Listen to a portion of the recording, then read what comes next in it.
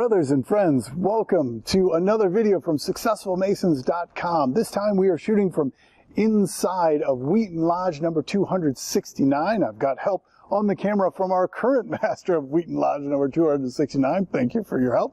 And if you stick around to the end, we're going to give you a tour of our meeting room here. So I hope you'll stick with us. The purpose of this video is going to be a very quick one, just an update and a correction on a prior video, and let you know how we've been doing since those last videos have come out and the progress that we've made. I'll start with the correction real quick here. The very first video that we put out on our YouTube channel, which is youtube.com/successfulmasons, based on the website successfulmasons.com, was put out on June 24th, 2017, which is very commonly acknowledged as the formation, the founding of the Grand Lodge of England for Freemasonry. And in that video I said it was the anniversary of the founding of Freemasonry. I apologize to those who are up in arms about this. Obviously there is evidence that Freemasons have been around for much, much longer than that. There are texts going back, as far as my knowledge, again disclaimer, my knowledge, that date back to 1390 is the earliest text that describes Masonry. However, it's very commonly accepted that the Grand Lodge of England was formed on June 24th, 1717. And we put that out there just to talk about the anniversary and really to draw attention more to the character of Freemasons. So I wanted to let you know, if you go back and watch that video, I would ask you to look for the message of that video, not necessarily the dates, if you're putting together a paper for research material. But I digress. Let me move on. So as far as updates on what's happened, if you watched our last two videos, we had one that was on preparations while the lodge is dark and things that you can do to kind of prepare for your upcoming year. And in that video, we talked about how to expand your lodge communications, specifically expanding your email lists and getting more people involved and what to ask people to get more people involved. We talked about automations, like email automations, on how you can reach out to your lodge regularly that's not going to overburden your secretary or whomever is handling your lodge communications, and automations for even texting your members on their birthdays and on their Masonic anniversaries, which we just had that done. The first Masonic anniversary was texted to say, hey, happy Masonic anniversary, to a brother who's now in Minnesota, and he loved it. He said it was such a great thing to get. So that's going over very, very well. The birthday ones are going out. We built full-scale automations for you that you can get in our blog. That's been going great. And as far as expanding our list, since that video, which was just a few weeks ago, we have over tripled our email list, and it's just absolutely amazing. We're talking to different members in the lodge, and maybe this guy knows one person that no longer comes to lodge and has an email address. This guy knows 3 people. Our master here knew 9 people, and we put them on the list. And actually, that brother in Minnesota, he led us to an email list where we added a whole bunch more and over doubled our list. And then once we sent an email out to them, which if you'd like to see that email that we sent out, you can get that in our private blog. You're more than welcome to do that. We got tons of responses from all of these people. Just it blew my mind. There was one gentleman that I had never even heard his name before. I didn't know who he was. He was master of this lodge in 2003, and I got on the phone with him and talked to him for over a half an hour. It's like I knew this guy.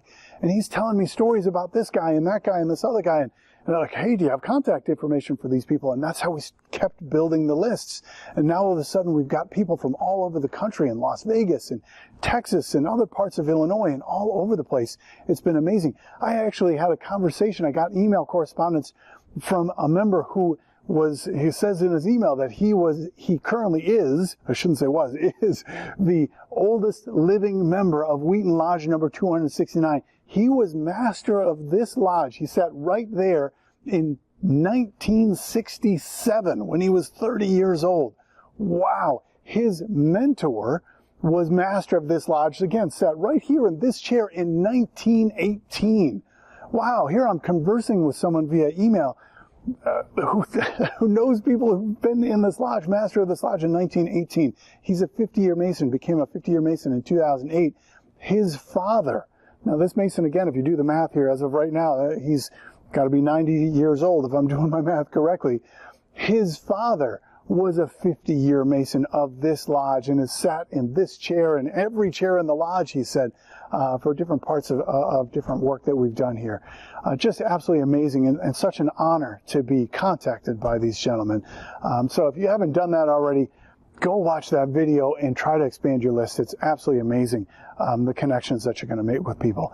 The next video that we did was about essential questions that you should be asking your members, or that you can be asking your members. We've got 62 questions that you can ask your members. We created a tool to help you keep track of them that's very easy to use and go through, that keeps track of everything in there for you. And just the stuff that we learned about our membership is going to allow us to really tailor the experience for all the members who are coming to have such a better experience, the experience that they originally wanted when they joined. So we've had such a great experience from just those 2 videos alone. We've got more videos planned, so I hope you'll subscribe to our channel, so where you can hear the new stuff and ideas that we've got coming out. The next video is going to be about how to re-engage with other members that you've lost touch with. After that, we've got another video about how to maximize your time at lodge visits. How much time do you spend thinking about that? You know, lodge visits, a lot of times you just go and you sit in on another meeting to try to add another credential to win some award or something. But what if you went in there very intentionally with the idea of adding value to that lodge that you're visiting? And what if you had specific questions that you could ask them to gain value for your own lodge, so you can make your own lodge better and compare some best practices from both lodges? We've got some really great things in store. So I hope you'll subscribe and stay tuned to both our blog and our YouTube channel. And last but not least, I do want to ask, if you like what we're doing here and you like the messages that we're sharing and what we're trying to build here, please go to successfulmasons.com, subscribe to our private blog there. That's like the fundraiser for Wheaton Lodge. We really could use your help. In truth, we need 30 members of that blog, 30 followers of that blog, to where we break even on the costs of the monthly costs of that site and the videos and the stuff that we're doing here. And we are nowhere close to that number. So if you like what we're doing here, we would ask for your support. Please go and subscribe to that. It's just $5 a month, and you'll get all of the value of all these tools and things that we're putting in there, like those automations, for example. Some people sell those automations that we built for like $50, $60, $70.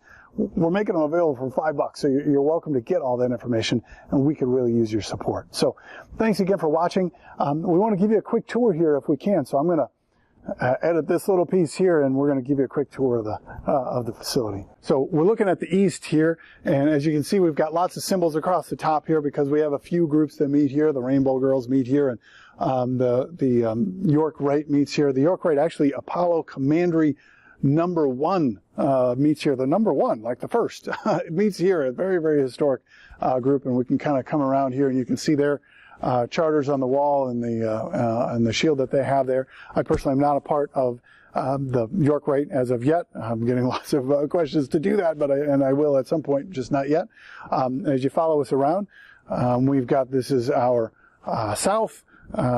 There's nobody here yet, just for the record, because this is a random evening that we're recording this video, so nobody should be here except the master and myself.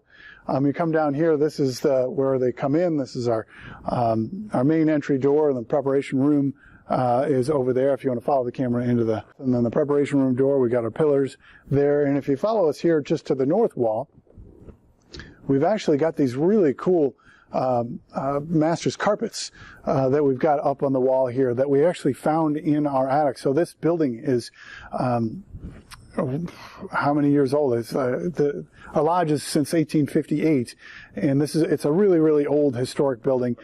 106 years this building is, and our lodge is since 1858. And there was a huge fire in this building back in 1948, which actually the master I mentioned from 1967 says he remembers the night of the fire. Wow. That was in 1948. Holy moly. But in any case, we found these scrolls up there, which are really amazing. There's one for each degree, which we really cherish and get a lot of use from. And then that just puts us back to the secretary's table and back around to the front. So that's our lodge. Could definitely use a little bit of elbow grease here and some TLC, which we're putting into it. And hope you enjoyed the tour, and hope you enjoyed this video, and thanks for watching.